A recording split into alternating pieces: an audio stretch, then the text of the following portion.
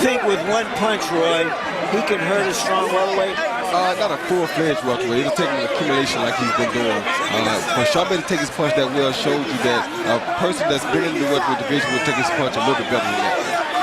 Let's make it specific. Should he fight Antonio Margarito, who is the strongest of the welterweights, I think? Yeah, he should. There was a straight right hand to the body. Sharmba Mitchell was not ready for that punch. He already was getting very fatigued, and you knew it wouldn't be but a matter of time at this point.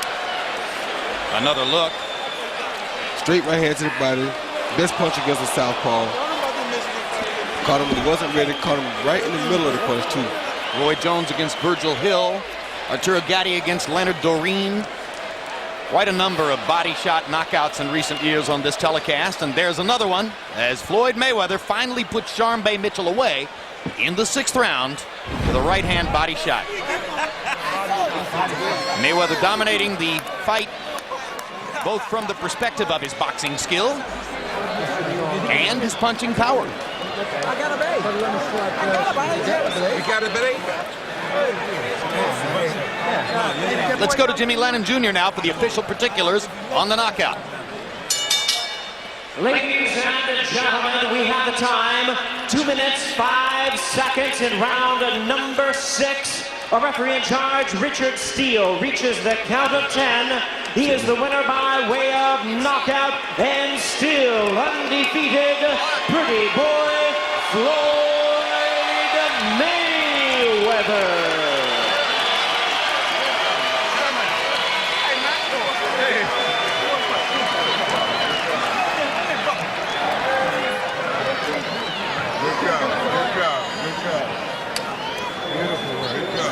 It wasn't a big crowd, but those who were here appreciated what they saw. A final look at CompuBox numbers, Mayweather versus Mitchell. And Floyd Mayweather Jr. landing at about a 40% rate compared to about a 10% rate for the opponent Mitchell. Power punching numbers, and here Mayweather's connect percentage goes up, as does Mitchell's marginally, but at the end of the day, 65-24 in landed power punches.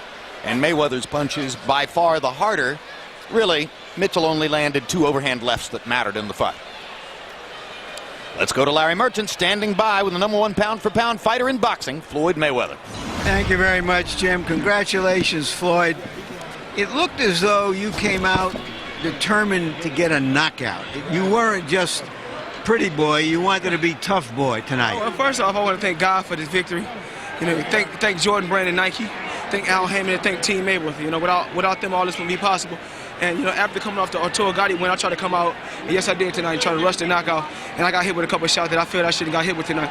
But, you know, I still came out victorious. Did he ever sting you? Sharmba hit me with a good shot. I mean, it's not a shot I never felt before, but Sharmba's a good fighter. Like I said before, he only had 2 losses in the last 12 years, so that's why we took the fight. We tried to fight all the main fights, but then none of those guys want to fight us, so we fought Sharmba. All right. Why the body shots? Was he just, did you make him so conscious of the headshots that he was leaving himself open? Actually, Sharmba kind of surprised me. He had good head movement, so I see if a guy, the body can't move, but the head can move. So I took my time tonight, stayed relaxed, and my Uncle Roger told me to go to the body, and I went to the body, and tonight I got the victory. Would you have beaten Uncle Roger in his prime? That would have been a great fight. You know, I got a lot of respect for my Uncle Roger. You know, I want to thank you for coming out to my house doing an interview. Thank HBO, because without all you guys, this wouldn't be possible. Okay, there's been some talk of you fighting Zab Judah next. What stands in the way? Like I said before, we want to fight Zab Judah. I've been asking for that fight after the Arturo Gatti fight. Actually, me and Zab's supposed to have fought tonight. But, you know, me and Sharmba ended up fighting. But like I said before, I want to fight the best they got there. I would love to fight Zab Judah. I know you say this, but it appears that when you get below that, what you're saying is, I'll fight him if I get 2/3 or 3/4 of the money. And they say, I'm not going to give you that. Well, you know, I'm not here to talk about money. I'm just here to talk about fighting the best they got out there. And right now, Zab is a good fighter. That's a good fight for me. Winky Wright's a good fight for me. That's a lot of big names. Oscar De La Hoya this summer. So there's a lot of big fights out there. You know, I'm trying to put this fight together with Zab, but if it don't fall through, it don't matter who I fight. Thank you very much. Congratulations again, Floyd. And just a final thought. Probably Floyd's going to have to come down a little bit in his expectations of what it's going to take to make some of those fights. he does want the money as well as the fights, and that ain't going to work. Just this, we were supposed to do the delayed broadcast of the Klitschko-Rockman fight tonight. Obviously, there was no Klitschko-Rockman fight, so there's no rebroadcast, but I thought I'd bring you a little bit up to date about what's going on in the heavyweight division.